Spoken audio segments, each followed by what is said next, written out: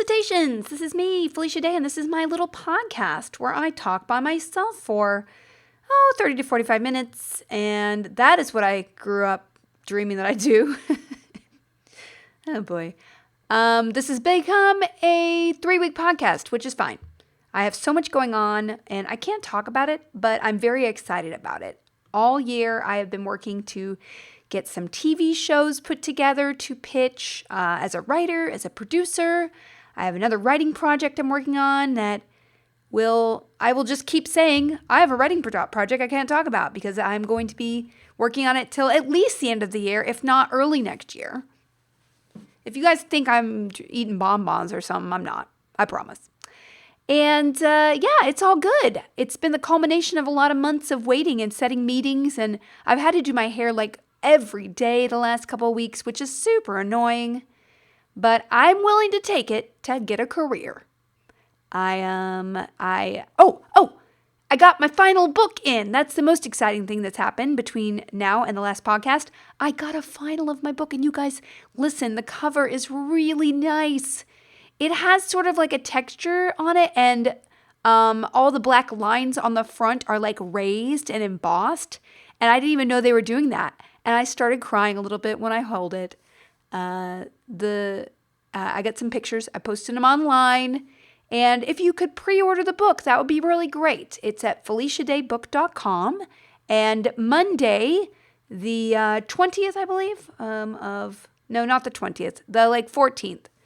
No, even not in the 14th, the 10th. The 10th of September will be the book tour. It will be posted on FeliciaDayBook.com. And I believe that it's already been announced that I will be at a couple individual stores, Arizona, Portland. I'm going to be at New York City Comic-Con signing at the Simon & Schuster booth on Thursday, and I believe Friday after my panel, which is Friday. So make sure if you are going to NYCC, go and get a ticket. It is a ticketed signing just of the book, nothing else. And you can just nab the book right there and get it signed. I'm really excited about that. And all the other announcements for all the places I'm going across the U.S. only will be announced on Monday. There are going to be maybe some international editions of the book. They are still negotiating those, and they need to be translated, so none of the foreign language editions would be out until next year. Still no UK publisher yet, but I'm hoping that the UK and Australia can enjoy this book as well. So we will see. It is a weird book. The booknet business is very, very slow. It takes about as long to sell a book as it does to make a book, which is like 17 drafts, a year of your life. I started this book last June. I put together a proposal. I put together a proposal for it, and that took about a month to put together. It was like 40 pages long. It had drawings. It had graphic illustrations that I had clip arted. I am not an artist, but I was really proud of it, and I was so glad that I got to work with the same editor on my memoir as on my memoir, Lauren Spiegel. She is kind of the best.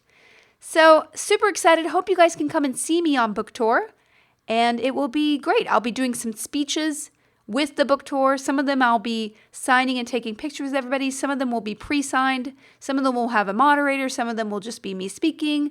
They're all going to be different, so you'll have to check the individual websites for all the events and all that. So I'm excited.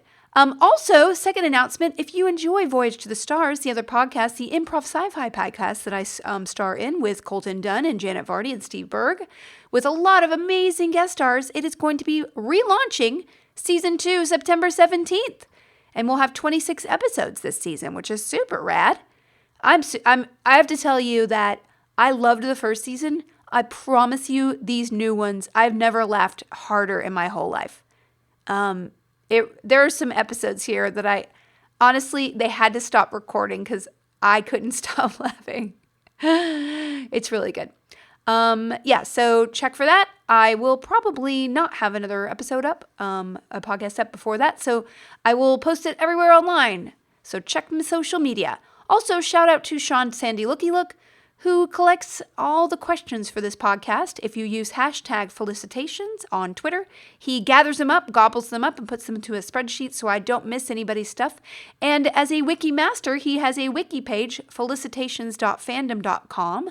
if you want to know what kind of books and stuff I'm talking about, I tend to recommend a lot of books. And that's the only place I can keep up with it because my Goodreads is egregiously behind the times. I just kind of dropped off after I stopped doing my book club, Vaginal Fantasy, and I miss it a lot. But no time. So this last 3 weeks has been super busy. I've been pitching a bunch of different projects. I've gotten word back that people didn't want them at a couple places. A couple places are still out. A couple places wanted a little bit of what I did, but something different. And this is Hollywood, guys. It is, I have a freelance world, and I think I've never had one of those places where I had a day job where I'm like, I'm secure in what I'm doing next year or next month or next week even. And I don't think I could do anything else. I kind of like not knowing what's going to happen, even though it's tense. I like the gambling of it. I guess it's like, wow, you never know if you're going to hit an orc or something and they're going to drop what you want. Speaking of, World of Warcraft Classic launched last week and I was super caught up in it. I had re-upped my subscription the week before and then I was like, no, I'm not going to play. And then Blizzard approached me with a little ad thing. They wanted me to they sent me this big box and they asked me to post and I was like, oh, too bad. I got this awesome box. I have to do this now, which they didn't require me to play at all. It wasn't that. They just wanted me to, take the box and show everybody I was enthusiastic, which I was. And it was a pretty damn sweet box. I got a cool Ragnaros statue. Who's going to say no to that? And then, of course, I was like, well, let me dip my toe in. I played like 3 or 4 times, and I got up to I think I'm level 7 or something. It's not. I mean, I realized that I literally can't devote the time that I used to level up, and we'll never get anywhere. So I will be logging on just for fun now and then because we have all the guildies from the Discord. Discord.gg/Felicia Day is my Discord. It's a great group of people, and there is quite a awesome, just awesome group of people on WoW, and they created a guild called The Guild. And so if you want to join that guild, it is on Alliance Westfall server. You got to ping, just go to the Discord and check who to ping in order to join the guild. But it's a super, super great group of people. And honestly, I just want to log on and bounce around as a gnome with a couple of those. My mods are on there, a lot of really cool community members from Twitch. And it was just really fun. I got to stream. It was weird because I didn't feel like I was going backwards as much as I did when I logged on about 3 years ago. And I think the distance has helped. It helped me kind of think about the guild also as a property, as characters I might want to revisit. I don't know how, but certainly that's not on my front burner right now. But I think time really heals a lot. It lets the sting. And of course, I'll be running around as a little gnome and I'll get a flashback of, oh my God, I killed these wolves 10 years ago. It's definitely nostalgia. I hope it sticks just because I loved old guilds and I'm sad that gaming kind of has sort of splintered into you only kind of play with your real life friends and you don't have that opportunity to really meet a stranger who could be a friend because I still have friends online that I met in my guild or around the guild in the early days. And I don't know, I feel very blessed. I think that's the best of the internet where you can meet people who enrich your life and make you feel like you belong to something bigger than just the world around you. And of course, there's the opposite of that, which is really crappy. Anyway, so I did that. I don't have any managers or agents. I kind of parted ways with the people I've been working with for many years just to have a change in my life. And I met a couple of agents, and I'm not going to go into detail. One of them was awesome. The other was just wretched and insulted me to my face. But almost that was like a relief because I always had this in the back of my mind, like Hollywood would never accept you and they'll never really like you. And it was, I honestly was happier about the person who was a jerk more than the people who I was like, oh, I could work with them. Because with that, I felt kind of anxious in that I just didn't want to jump into a situation where I had 17 people working for me and handling me right now. I'm kind of happy doing my own thing. And I don't know if that'll be permanent. Certainly, I need people to help me get jobs. But right now, I'm so busy with the things that I'm generating myself. Really, that's the stuff that gives me fuel and got me to where I am today, just kind of doing what makes me happy and creatively what fuels me. And so it was a good realization to me that I'm taking a big risk by jumping into the pool alone without floaties on, but I'm like, maybe I can swim. Or at least I'll do it until I start drinking water, and then I'll have somebody throw me a life jacket. I don't know. The analogy fell apart. I wish I could tell you the story about the jerky person because it was so wretched. I have to laugh about it, but I don't want to be that person complaining about Hollywood too much. Just a touch. I also, I've been pitching TV shows. I pitched one that I wrote, that I've developed, that I love. It has not sold yet, but if it doesn't, I feel so empowered that I'm like, I'll write it as a book. It doesn't matter. I feel very much like I need to take my life into my own hands, because when I put it in other people's, they don't know how to take care of me in the way I need to be taken care of. And that's not like an egocentric thing. That's just like, I'm just better on my own. I'm better just with my own compass, because I have a tendency to want to please other people. So when I get other people's kind of voices in my ear, I tend to sort of like gravitate toward what they want me to do. And that's not really what my instinct is telling me to do. So I'm working on that. And I think if I could shore up my inner strength a little bit more, then I could be a little bit more certain and work with people in that sort of like handily Hollywood way that won't kind of lead me to pursue things that I know ultimately I don't want to do. So I'm working on myself, guys, and my new therapist has really helped me with that. So I urge you, if you are feeling kind of lost, anxious, or depressed, seek help. Make it your mission to, figure out what the root of your problem is, because that journey over the last 6 months, especially for me, it's proven to be incredibly valuable. I've given up a lot of things like caffeine and sugar and watching TV too late and reading, exciting books. I'm reading boring books instead of exciting books before bed. So I've been, a lot more disciplined about working out. So I've had to like be my own mom in a sense. But I realize having a kid and being a mom to her, it's like, I need to do more of that for myself. I need to put myself first and look out for my own well-being, and look at what I put in my body and make sure it's, good for me, and look at what I put in my eyes and my brain and make sure it's good for me.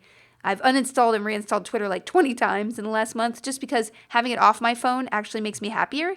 I tend to pop into Discord a little bit, which is like a small community, and it makes me happy to see everyone there and read all the posts. But, Twitter just is not the place it used to be. And I don't know if that's just a web in general, or just because the world is kind of topsy-turvy and there's so much change happening that I'm uncomfortable with, especially politically and all that stuff. It makes me scared and anxious. And so I can't bury my head in the sand, because if you want something to change, you kind of have to participate. But I can't protect myself and only expose myself to the things that I can do something about.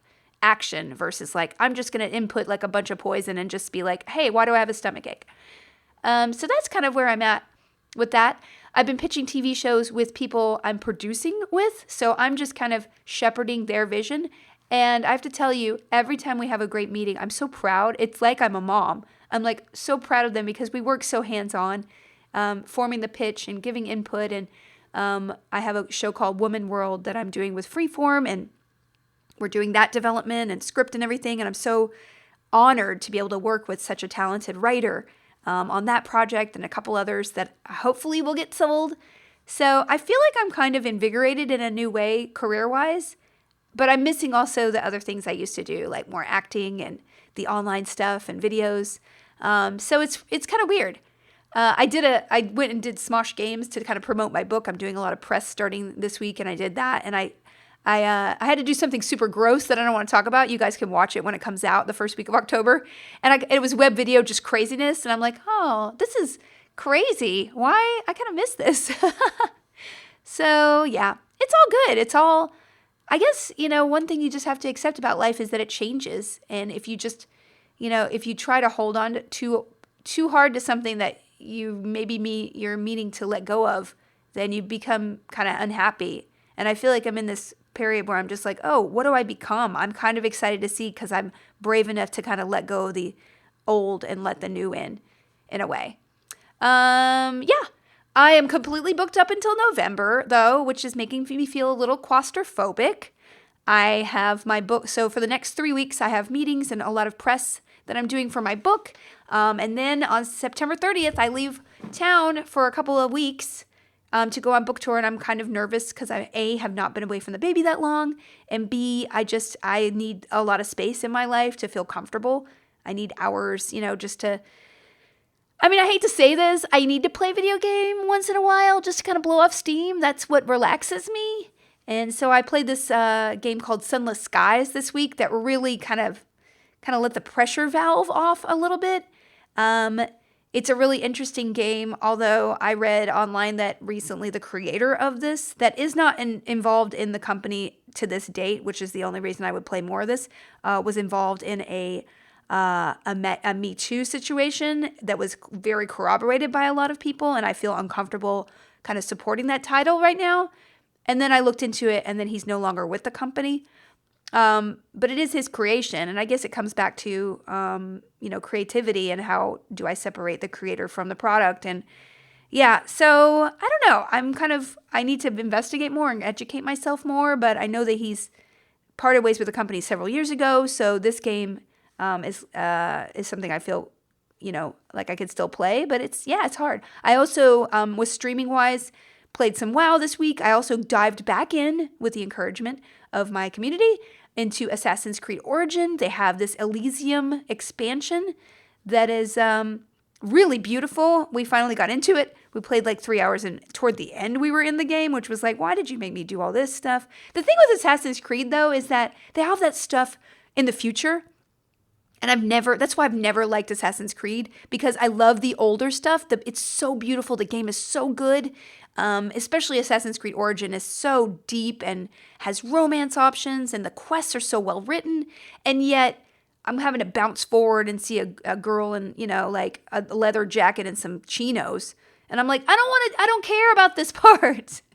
So I'll continue to stream that game because we're now in the Elysium, which is really cool. And they have the gods, and it's just beautiful. It's a beautiful game. I'll be getting a new streaming computer pretty soon. I'm having it built with parts from Newegg. They're donated to a builder for me, so I'm excited about that. And so, yeah, but it's pretty funny how virulently when we're streaming, when I go to the forward modern day stuff, I'm like, bleh, get out of here. So that's it. That's me. That's my gaming, those 3 games. I've been watching The Boys on Amazon, which I love. It's really, really edgy. It's maybe too edgy, kind of, sometimes the humor is a little like frat boy dirty, but I kind of like it.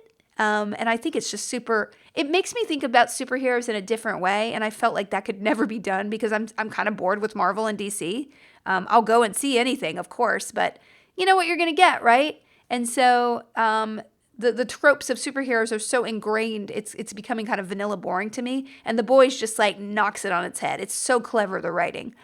Also, British Baking Show is back, and it's doing a weekly rollout on Netflix, which I'm angry about because I need to watch 15 episodes. But then I'm like happy because the day after I watched the first episode that premiered last Friday, I immediately went out and ate 3 cupcakes and then was sick for a whole weekend because I haven't been eating sugar. So, Felicia, really evaluate whether you want to put something in your body or not, okay? All right. Moving on, books. Oh, lots of books. Books updates, and then we'll do some questiones. So I read a couple of books the last few weeks that had nothing to do with nerdiness. I read this book called 3 Women by Lisa Taddeo, and it is a bestseller, and it is so fascinating.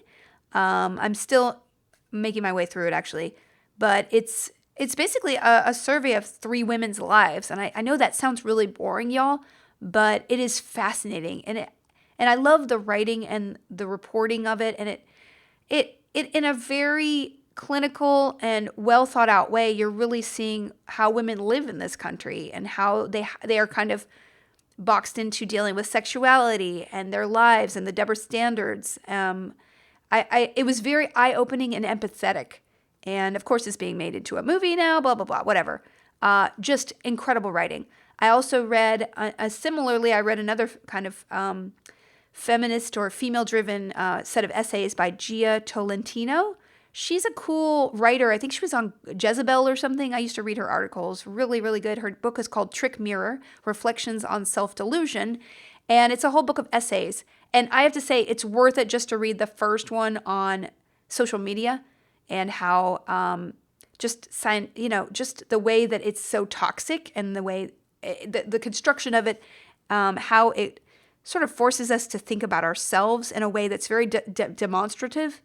And I think I said this a couple times. I'm not sure if I said it on this podcast, but a couple of weeks ago I had this visualization. Somebody had just gone after me on Twitter for something, and I felt just like horrible shame. Like, oh my gosh, why did I think that was funny? This person just slammed me in the face.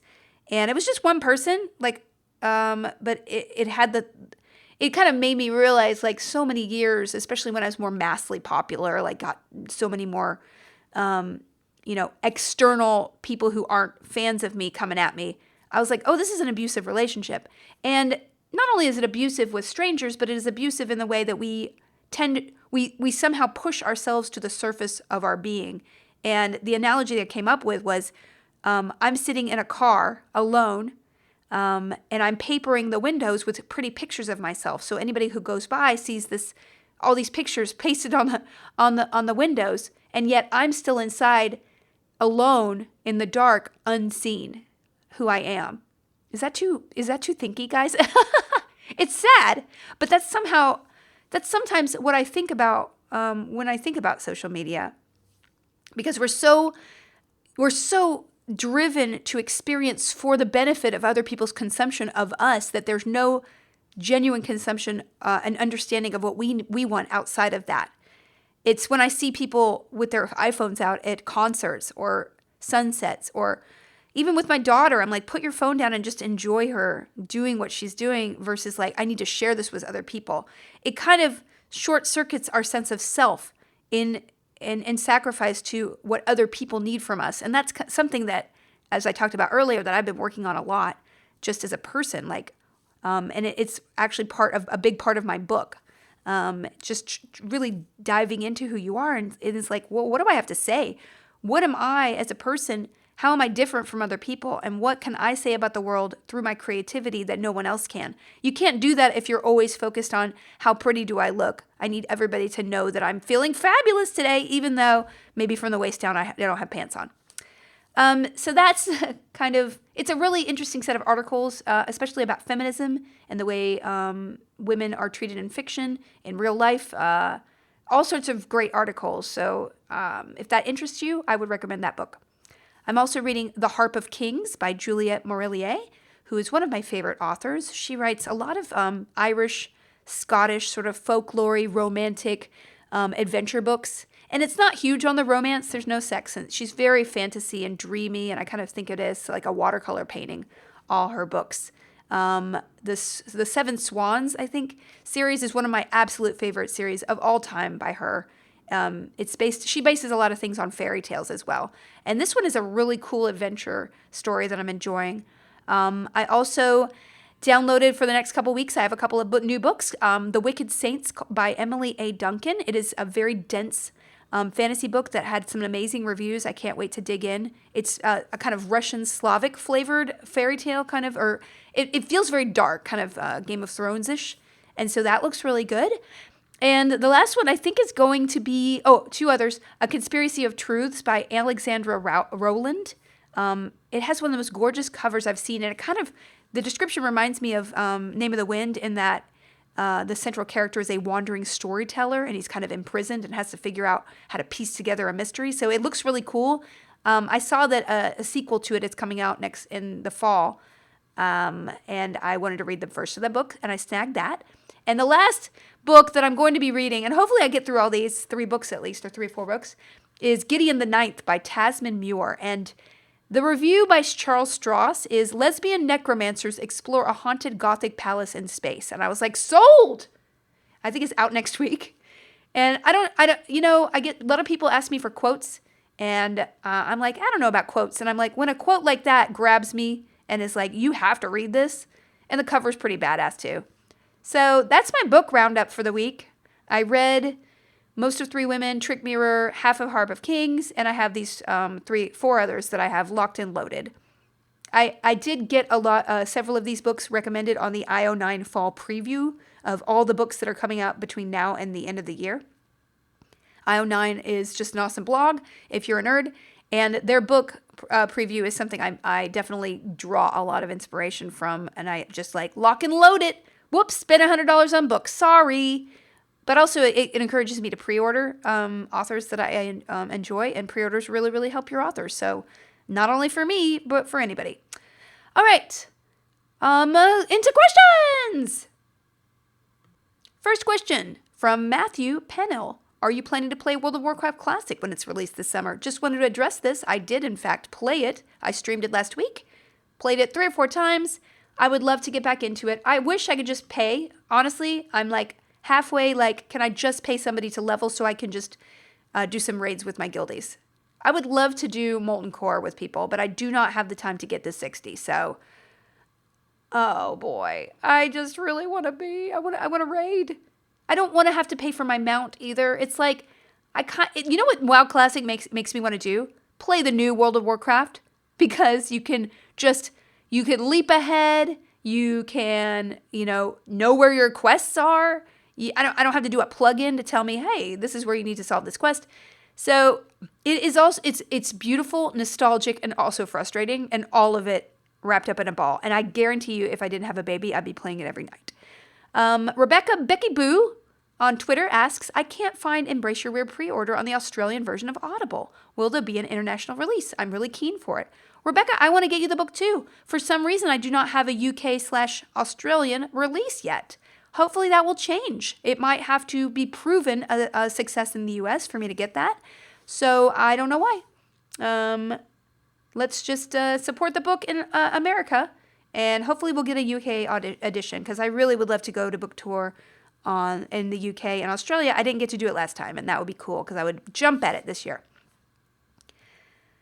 Danica Vargas asks, I was wondering what method you used to get Calliope to sleep. Did you sleep train? And if so, what version did you use? Funny question, Danica. I tried to do a little bit of sleep training. So, yeah, it didn't work. Here's the thing. I have a lot of friends who have used sleep training, and they are perfectly fine letting their kids cry. And I hear that methodology works very well. I personally could not bear to have my baby screaming. I definitely could bear having her sleep, because she didn't.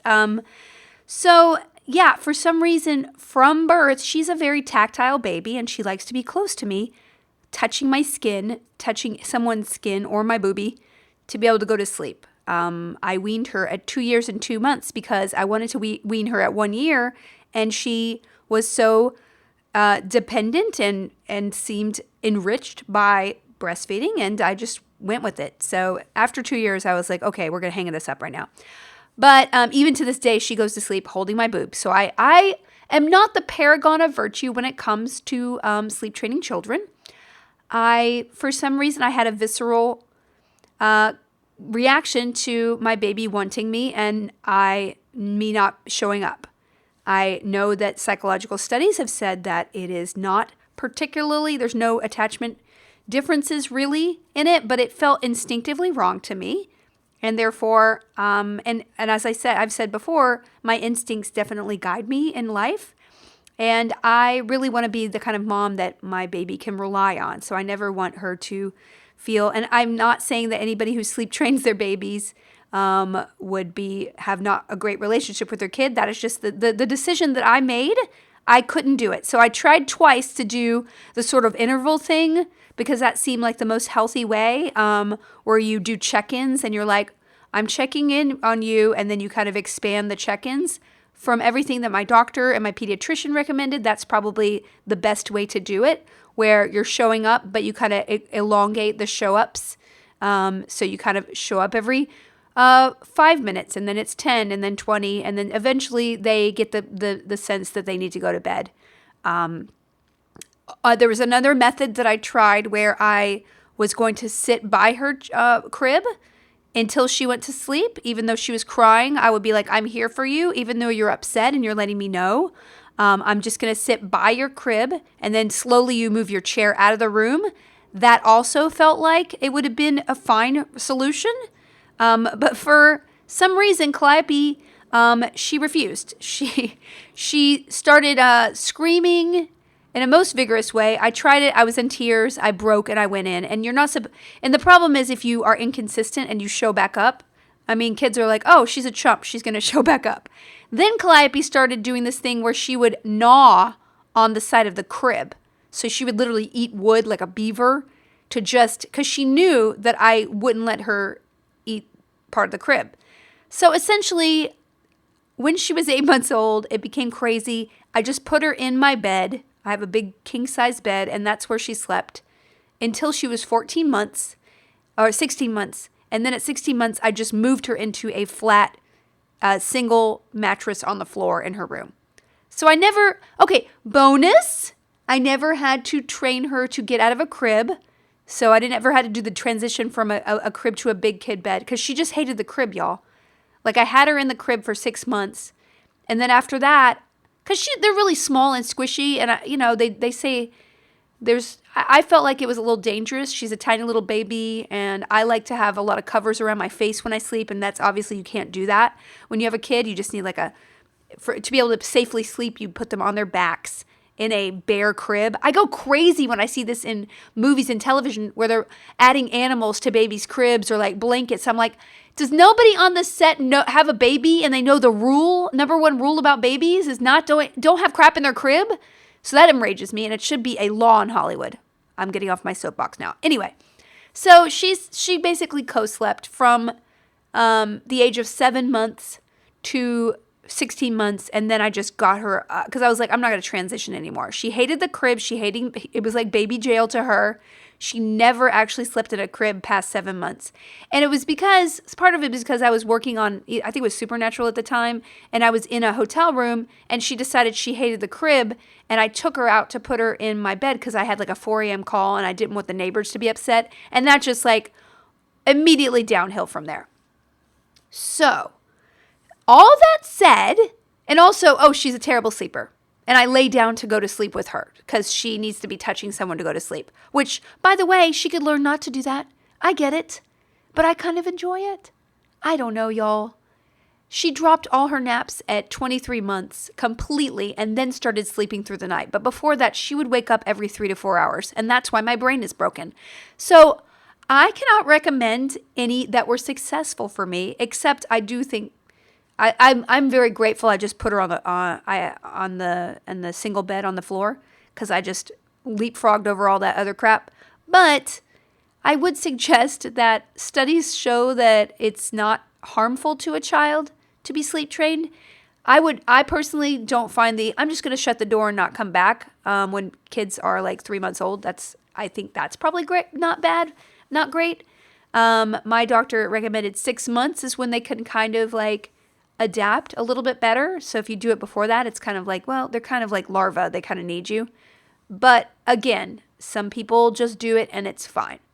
I would say educate yourself on all the different techniques, whether you're going cold turkey and just shutting the door, whether you're doing the check-ins consistently, whether you do the one where you're sitting by the bed and kind of leaving, like inching away over a number of weeks. That's the one that I was going to try. And then I just kind of wimped out and I went, okay, you're in the bed. It's fine.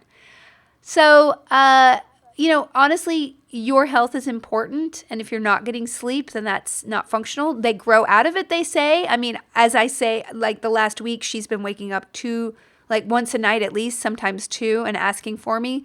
So I have not really slept well this week because of her. And I love her. It's great. But man, I really like sleep too. And I'm finally functioning sleeping right now because I cut out sugar and caffeine, and I do a meditation tape, and I try to exercise, which I haven't been good at, but I take CBD oil, and I, all these things. I'm in sleep. Like I had to retrain myself to sleep, and I finally gotten there, and now she's like, hey, I need you right now. And I'm like, okay, I love you.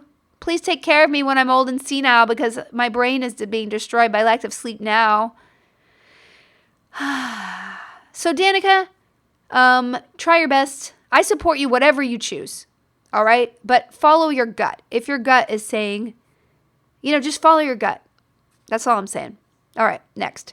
Lizetti asks, hi, Felicia. I'm a massive fan of everything you do. Already pre-ordered your second book as the first really helped me with my own anxiety. That's awesome. I am 7 months pregnant with my second child, and I am really struggling with a lot of anxious, intrusive thoughts and hormonal feelings again.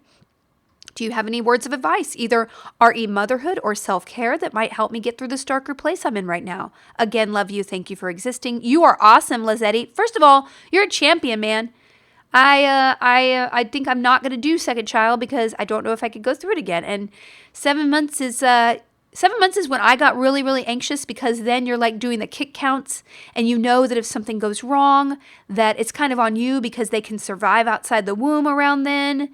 And so my anxiety was really spiked after like 28 weeks, which is kind of like a tipping point of survivability.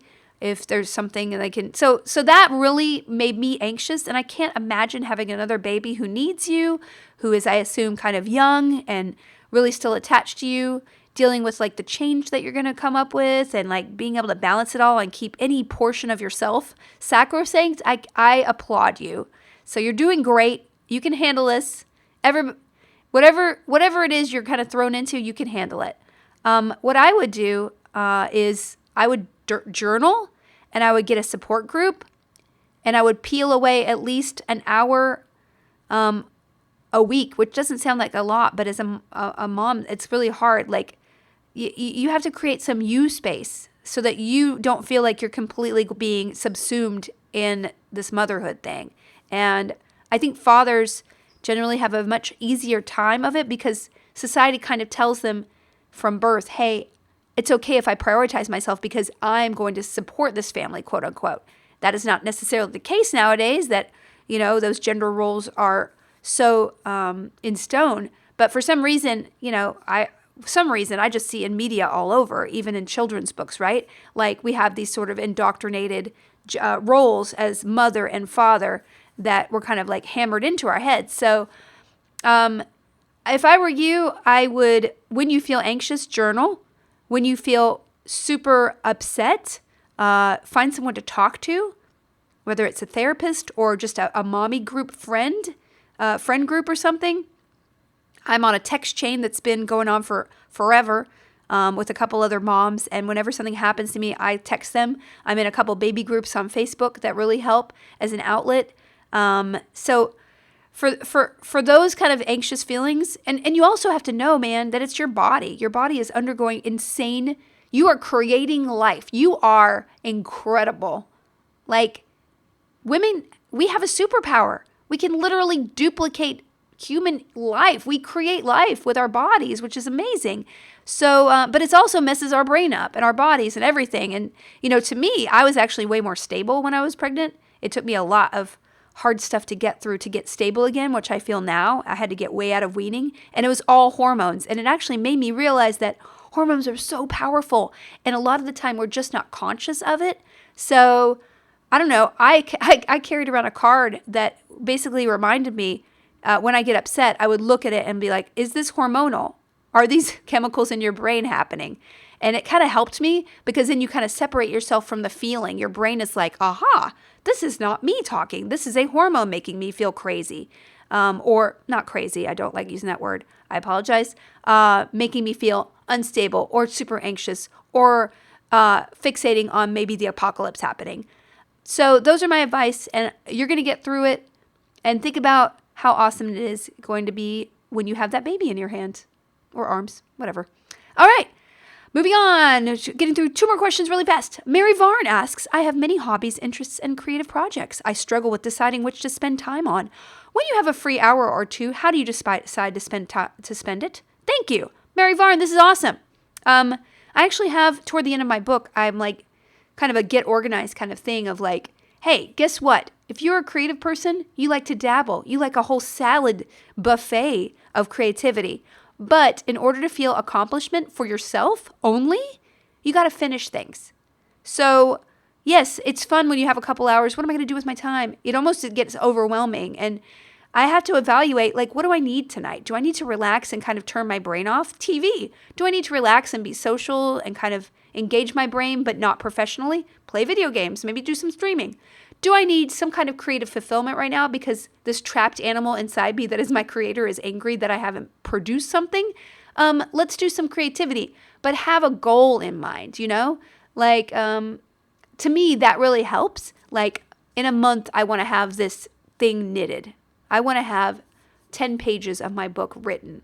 And so having those overarching goals, at least in the back of your mind, will maybe help prioritize because, maybe every night you don't work on that writing, but you always have in your mind like, well, by the first, I need those 10 pages. Could I do a half a page tonight? And so that really helps me. Or, if you want to just use creativity as an expressive outlet, just to play guitar for a couple hours, that's fine too. However you spend your time, just be conscious about it. Because I think the worst thing is when you get trapped on social media and you're just consuming people's tweets and then you log off and you're like, what do I remember from that 2 hours? Not much. What do I feel from those 2 hours? Anxiety. What do I have to show for it as a person? Have I grown? Do I know something more than I did before? Pretty much not from Twitter. But literally anything else creative, you will be able to take something away from it. So that is my advice. Or alternatively, you can get one of those bingo wheels with little pieces of paper and just spin it and pick it out. Like, oh, it's drawing tonight. 2 contrasting pieces of advice. All right, last question. Sarah the Pearl asks, how do you do your prolific reading? One book at a time or multiple and switching in between? I have a hard time reading only dry nonfiction without taking breaks, but it is also difficult to keep things straight sometimes. Hashtag babyless people questions. I know, I'm answering a lot of baby questions. I'm sorry, guys. Next week will be singles all the way. Ask me some single questions. I'll tell you about your love life, even though I'm not qualified. So Sarah the Pearl, I always stick with one fictional book and often have a nonfiction book on the side. And I agree with you. Sometimes when you get a really dense book, I read this Romanov's book, I think 6 months ago that I talked to you guys about. Really cool. Could not read more than half a chapter at a time because it was so dense and chewy.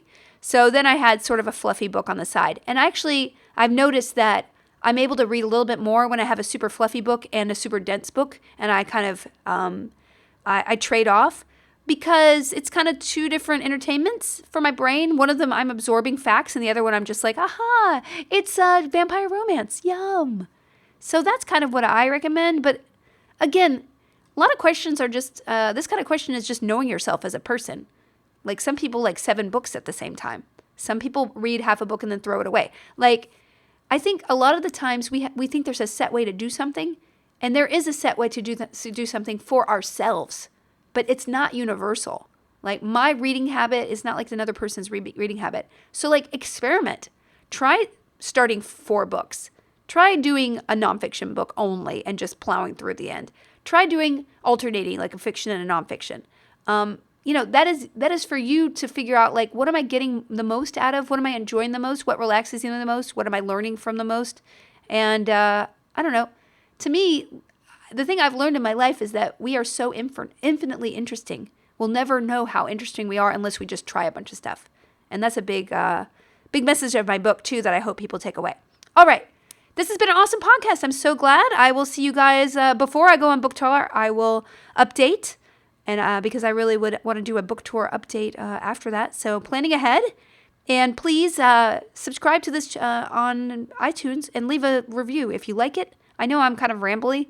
This is just my thing. I actually have a couple other podcast ideas that I would like to do on a more formal level with a little bit more support. So I'll be exploring those maybe next year. And hopefully you'll enjoy those and stick with my rambly one too. All right, you guys, I will see you later. Thank you very much. Bye.